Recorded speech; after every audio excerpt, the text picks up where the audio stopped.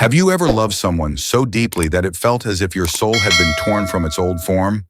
A love that left you breathless, trembling, and then shattered, not because you were weak, but because it reached into the deepest strata of your being. Love in midlife is unlike the early romances of youth. It is not merely about connection or companionship. It is a psychic event, a living symbol sent forth by the unconscious, a gateway that opens squarely in the middle of life. Through it come not only affection and passion, but also shadow-wounding collapse and a quiet invitation to rebirth. Carl Jung once wrote, "One does not become enlightened by imagining figures of light, but by making the darkness conscious." In midlife love, we often find that it is not simply the other we are loving, it is our own shadow emerging our anima, or animus rising to the surface and the self calling from within. We ask ourselves, why does this love hurt so much? But perhaps the true question is, why does my soul require this pain in order to grow? Imagine no longer being who you once were. Someone enters your life and awakens emotions you have never known.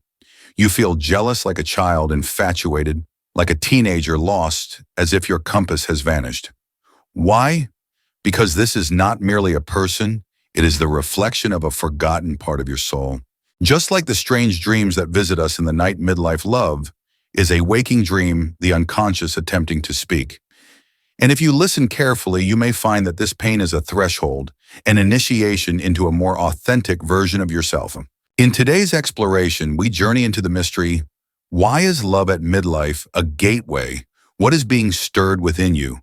And how can you not only survive it, but walk through it as a passage of spiritual transformation? Stay with us, for in the next part, we will begin to uncover why the one you love may in truth be the mirror of your shadow, the parts of your soul you once sought to deny. Love and the mirror of shadow.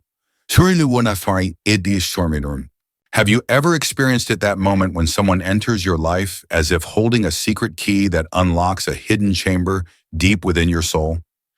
It doesn't take much, perhaps just a glance, a smile, or a careless word that sends your heart trembling as if it had waited a lifetime for that very moment. And then just as suddenly that same love shatters you, not because the other person did something wrong, but because something primal, fierce, and unknown within you has awakened. Carl Jung called this phenomenon the projection of the shadow, where we unconsciously cast the repressed parts of ourselves onto another, often onto someone we love deeply.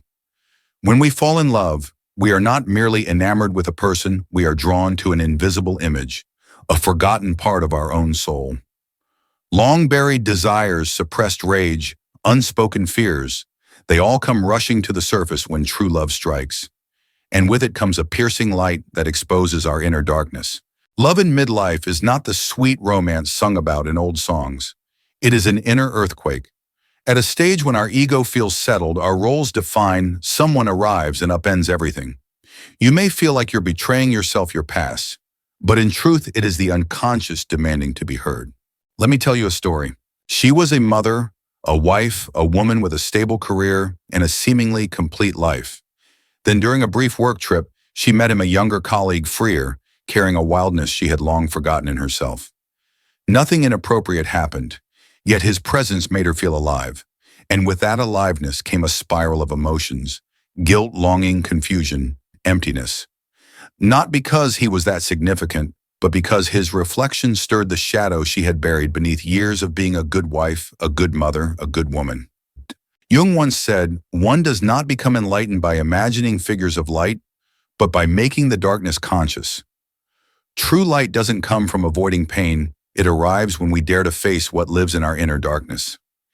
Deep love, especially in midlife, grants us that opportunity, but also confronts us with our greatest test to see the truth without losing ourselves in it.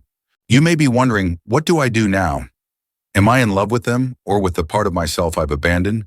And the answer is not simple, because the person you see is merely a mirror.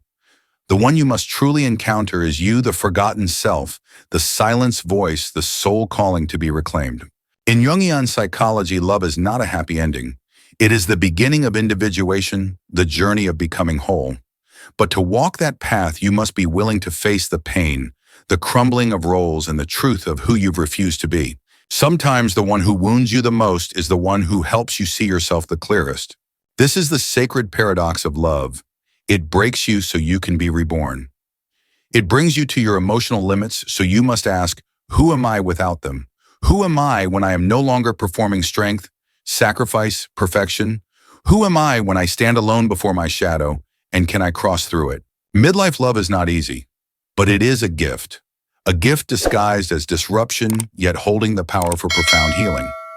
No one can teach you how to love correctly or how to avoid heartbreak, but you can learn to listen to pain as a message from the unconscious, as Jung did throughout his own inner journey. And when you begin to realize that love isn't about finding your missing half, but about recovering the lost fragments of your own soul, you will understand love doesn't come to complete you. It comes to call you home. If you are going through this now heartache, confusion, a restless stirring, know this, you are not alone. We are a community of souls on the way home, back to the self, back to what is real. Share your story in the comments. Let others who are hurting know they are seen and heard. And if this message has touched something within you, don't hesitate to follow along. We'll continue this journey step by step, symbol by symbol, soul by soul layer. Because in the next chapter, we'll explore how love is not just a reflection of the shadow, but the realm where anima or animus takes form. And it is that archetype that drives us to love with madness and ache to the bone. Don't miss it. It might just change the way you see every love you've ever had. When anima and animus take form through love, there are certain loves that leave us shaken, not because the other person is extraordinarily beautiful, talented, or perfect, but because when they enter our lives, they touch a part of the soul we cannot quite name. We feel as though we've known them forever, as if there is a connection that defies time and reason. Jung called this the embodiment of the anima and animus. Within every man lives a feminine image, the anima, and within every woman a masculine image, the animus. These are not merely psychological concepts, but archetypal forces rooted deep in the unconscious. They are not actual people, but symbols of the incomplete aspects of our soul's yearning for integration.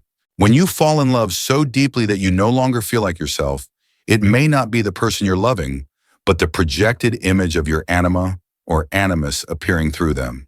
Take, for example, a man who falls for a mysterious, emotional, melancholic woman.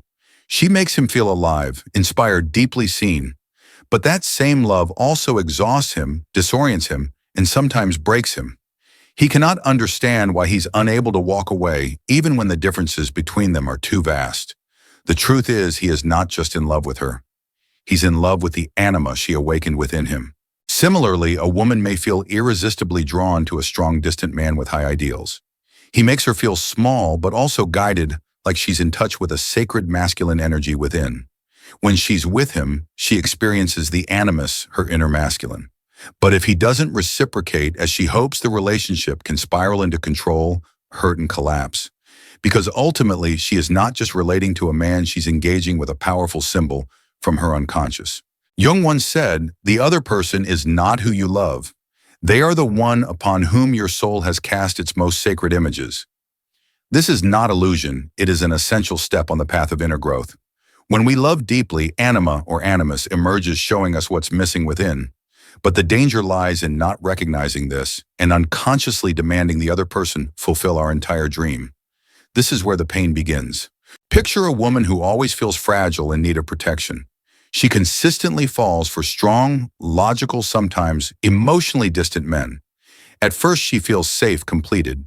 But over time, their strength becomes a wall. She feels alone. The truth is, no one can permanently play the role of her animus. She must learn to cultivate that energy within herself, decisiveness, independent thinking, inner resilience, not chase it in others. Or consider a man who's tightly in control of life until he meets a deeply emotional, slightly chaotic woman. She makes him feel free, relaxed, dreamy. But after a while, she becomes too much, and he pulls away. Why? Because the anima has appeared, opening the door to long repressed feelings. If he cannot embrace those emotions within himself, the relationship will turn into a battleground. Love, when anima or animus is present, feels like a living dream. Enchanting, transcendent, but if we are not conscious, we fall into the loop. We begin to chase the same archetype through different people, never truly touching what we seek, inner wholeness. So what can we do? The answer is not to cut love off or to reject our feelings, but to embark on an inward journey. to ask what is symbolic and what is real. What lesson am I being shown? What part of my soul longs to be integrated rather than projected? Jung called this the individuation process, becoming fully oneself through the union of opposites. And like all true journeys, it begins with awareness. Ask yourself, who am I loving in this person? A real individual or a part of me I've never dared to embrace? This isn't about intellectualizing love, it's about deepening it. It's about loving not only the other, but also the hidden parts of yourself that they have awakened. If you've ever loved someone so intensely that you felt you lost yourself only to realize you had been living through them, share your story below. You are not alone in this. We are a community of souls growing through both love and pain. Your words might be the light someone else needs. And if this video has stirred something deep within you, leave a comment and don't forget to subscribe so we can walk this path together. One insight, one symbol, one soul layer at a time. Because in the next chapter, we'll uncover an even deeper truth: why emotional crises are often the very signal that individuation is beginning, why pain is necessary for rebirth, and how suffering can transform from a pit into a bridge leading you back to yourself. Stay with me. The light ahead can only be seen when you dare to step through the dark. Heartbreak and the beginning of individuation. There are pains that have no name. Not like ordinary wounds where you can point to who hurt you and why. These are deeper, quieter, more persistent, more mysterious. Especially the kind of pain that comes from love in midlife, when you believed you were wise enough to know how to love, experienced enough to know what's good for you. And yet love still brings you to your knees, as if it doesn't care who you are, how many communication skills you've mastered, how many healing books you've read, or how much inner child work you've done. It arrives like a storm and pulls you into a bottomless abyss. Carl Jung didn't see emotional pain as failure, but as a beginning. He called it the first sign of individuation, the process of becoming a whole self. And the paradox is this: it always begins with the collapse of the old ego. Picture this: you've built a stable identity over the years. You have a career, a family, a social role, a clear sense of who you are. And then someone appears, along with them a deeply emotional relationship. Suddenly, you're not in control anymore. You're angry, jealous, hurt, vulnerable. All the things you thought you had outgrown return stronger than ever. This isn't regression, it's the soul calling. Jung called this the dissolution of the ego, a profound psychological event where the seemingly solid self is challenged by the deeper force within the self. And the self isn't a better version of you. It is your whole being, light and shadow, strength and softness, clarity and confusion. And love is the force that awakens it. Because love pushes you into your most primal emotional states: longing, fear, rage, despair, desire, possession. It strips away your social mask and leaves you raw before yourself. And in that rawness, you begin to see your true self, not the one you've been trying to be, but the one you've always been. You may ask, why does it have to hurt this much? Isn't there a gentler path to awakening? The honest answer is no. Jung once wrote, "There is no coming to consciousness without pain." People will do anything, no matter how absurd, to avoid facing their own soul. Love doesn't come to teach you how to be better. It comes to break apart what's outdated so the real self can be born from the chaos. That's why heartbreak is not a mistake. It's a sacred rupture through which the light can enter. Return to those emotions you once dismissed as too weak or irrational. The nights you cried for someone you shouldn't miss. The mornings you woke up lost, asking, who am I without them? These moments are thresholds, the first steps into individuation, where you no longer cling to the other but begin to hear the call from within. This path is not easy. You'll feel alone. You'll be pulled back into childhood where the first wounds began. You'll have to walk through layers of memory, old dreams, forgotten emotions. But that journey is homecoming. You will begin to see they weren't your destiny. They were a symbol. They didn't come to stay forever. They came to awaken. And once the lesson is learned, they may vanish or return in a new form, not as your crutch, but as your companion. If you're in this process now, I invite you to take one more step. Share how you feel in the comments. You don't need to have it all figured out. Just be honest. We're creating a safe space for souls growing through love and pain, and your voice is part of this sacred unfolding. You don't need to have healed to speak. Just be real, because your realness might be the very light someone else needs in their darkest moment. And if this video has touched something deep within, subscribe. The journey ahead will take us further into Jungian symbols, layers of the unconscious and the alchemy of how pain, when understood, can become the greatest tool for awakening. In the next part, we'll dive even deeper. Love and archetypal rebirth when ancient energies rise through a fated connection. You'll begin to understand why even a brief love can feel like an entire lifetime lived. Stay with me. What lies ahead is not an ending, it is transformation. When ancient archetypes awaken through love. Have you ever loved someone and felt as though you'd stepped into a myth? Everything too deep, too intense. Every glance, every touch, infused with the weight of something sacred. At times you become the savior. At other times the victim. You may love someone as if they are the embodiment of the Divine Mother or the seductive devil. This is not fantasy. This is archetype primordial images that live in the collective unconscious of humanity. And when we love deeply, they are activated, pulling us not through logic, but through spiritual currents as ancient as time itself. Carl Jung once said, archetypes are the living system of reactions and aptitudes that determine the individual's life in invisible ways.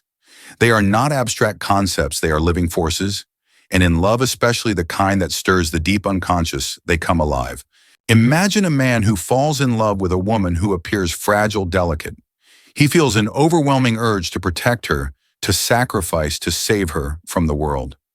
Their relationship quickly becomes a stage he plays, the hero, she the maiden. At first it feels meaningful, but over time he grows tired. He realizes she resists change, avoids growth. He feels betrayed. But in truth, neither of them is to blame. They are living out an ancient myth woven by the unconscious long ago. Likewise, a woman falls for a man who radiates power, mystery, and intensity. She is magnetized as if he holds a missing piece of her soul. But in time, she finds him cold, controlling, often absent without explanation. She can't walk away. She has become Persephone, abducted into the underworld by Hades, and he, unaware, is playing the role of the dark animus, the shadow of the masculine archetype. These archetypes are not wrong. They are living symbols like the gods of Greek mythology, the figures of the tarot, the energies of ancient rites. But without awareness, we are bound to repeat tragedies told across millennia. Jung wrote, "Until you make the unconscious conscious, it will direct your life, and you will call it fate." When we fail to recognize the archetypes at work, we believe that person hurt me. But the truth is, we stepped into a silent script, our own myth playing out unconsciously. The deeper the love, the stronger the archetype. The unconscious does not awaken for casual connections, it waits for a soul-level collision. When archetypes are activated, you may have vivid dreams, dragons, chases, weddings with faceless partners. Your emotions may feel amplified, obsessive love, extreme jealousy, existential confusion. These are not signs of psychological dysfunction. They are the unconscious asking you to pay attention. This is no longer just a relationship. You are inside an inner ritual. Archetypes are psychological deities, and they are guiding you through a transformation. So how do we break free from these predetermined roles? Not by stopping love, but by becoming aware. Ask yourself, what role am I playing in this relationship? What symbolic figure does this person represent in my inner world? What patterns keep repeating in my relationships like an old myth retold? When you begin to ask these questions, the archetype stops controlling you and becomes your ally. You are no longer trapped in the role of savior. You learn to love without rescuing. You are no longer lost in the role of victim. You learn to hold your pain without blame. That is when love stops being a painful dream and becomes a sacred initiation. If you've ever found yourself living inside a myth through your relationships, share it with us. Your story, whether beautiful or heartbreaking, might be the light for someone walking a similar path. Leave a comment below. Let this space be a spiritual circle, a place where those who love deeply, ache deeply, and long to understand themselves can gather. And if this video has opened something within you, follow along. We're moving into even deeper layers where not only the personal unconscious, but the collective unconscious begins to speak. In the next chapter, we'll uncover an even greater truth. How can heartbreak become a gateway to spiritual transformation? How do we stop repeating patterns and emerge as someone wiser, clearer, and closer to our true self? Don't go just yet. What matters most is waiting just beyond this threshold, turning heartbreak into a spiritual rite of passage. There is a truth only those who've suffered deeply in love can truly grasp. The pain isn't just about the present moment, it stirs every buried layer of memory. Forgotten dreams, unexpressed emotions, hidden fragments of your soul rise like a flood. And suddenly, you're not just hurting over someone you're awakening from within your own shadow. Carl Jung never saw love as simple happiness. To him, love was a rite of transformation where the old self must die for the new one to be born. And that birth always comes through pain. No expansion of the soul comes without a cost. Picture yourself standing at the threshold of your own invisible door. Behind you, the old life built from expectations, roles, fears. Ahead, an unknown world where you must learn to live without clinging to love, without attachment, to stand alone without falling apart. The one you love holds the key to that door, but they cannot walk through it with you. They are only the first guide. When love ends, don't just ask, "Why did they leave me?" Ask instead, "What must I release in order to become who I'm meant to be?" Jung once wrote, "We don't get wounded because we are weak. We get wounded because the soul has grown too large for the skin it's in. When your soul outgrows its old container, it must break to expand." Heartbreak, when it cuts to the bone, is the clearest sign that you are being called to live differently.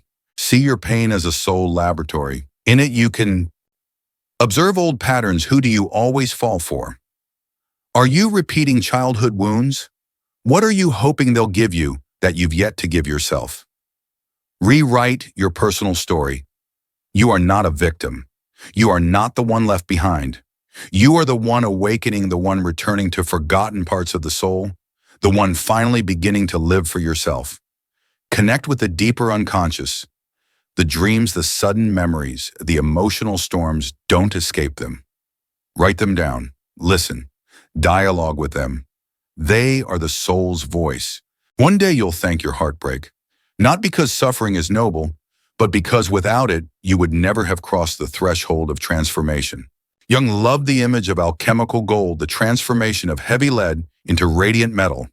In alchemy, lead must endure fire, water, thunder, and decay before it becomes gold. Likewise, when you love break and lose your way, your soul is entering that same alchemical process. So how do you truly step into this path instead of just waiting for the pain to pass? Keep an unconscious journal. Each day, write freely about what you feel without judgment. Let words lead you to the places that remain unhealed. Meditate and visualize. Imagine meeting your beloved in a sacred space. Ask them, "What do you symbolize within me?" Then listen. Join a symbolic healing community. There are others like you navigating their way from shadow into light. They don't need advice, they need presence. And so do you.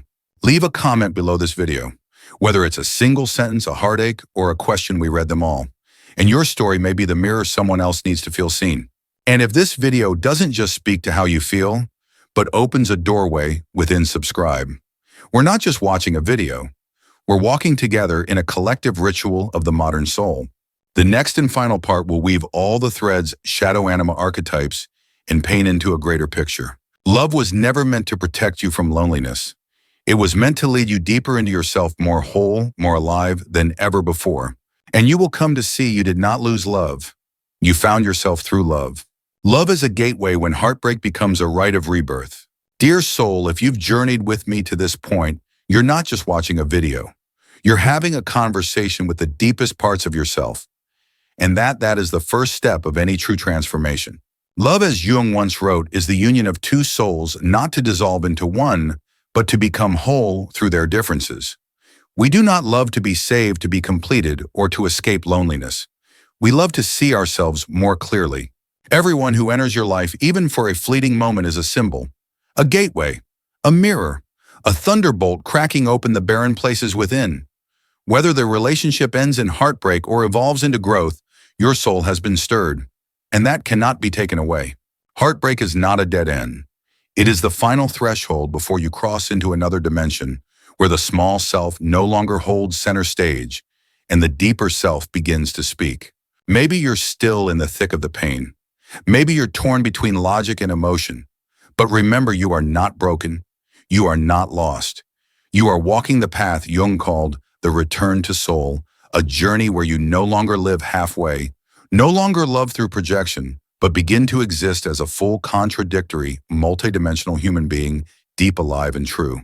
And you are not alone.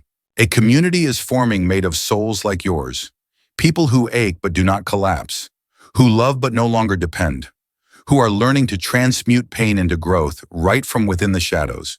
Leave a comment, even just one sentence, a raw feeling, a question without an answer, or a piece of your story if you're ready, because your words might be the seed of light someone else needs. And by speaking them aloud, you transform your experience into a living symbol, a path to healing that Jung believed was the most sacred of all. If this video touched you, subscribe, not because this is a psychology channel, but because we're building a sacred space, a place where the soul can speak, where pain is not silenced, and where love, whether it ends or continues, is always a step toward the soul's evolution. And the next time you love, may you remember this: love is not the destination, it is the gateway. And every time your heart breaks, it is an invitation for the light to enter. I'll see you on the next journey where we don't just analyze Jung, we live Jung, through depth, through symbol, through uncompromising truth. Thank you for being here, and thank you for having the courage to live with your heart wide open.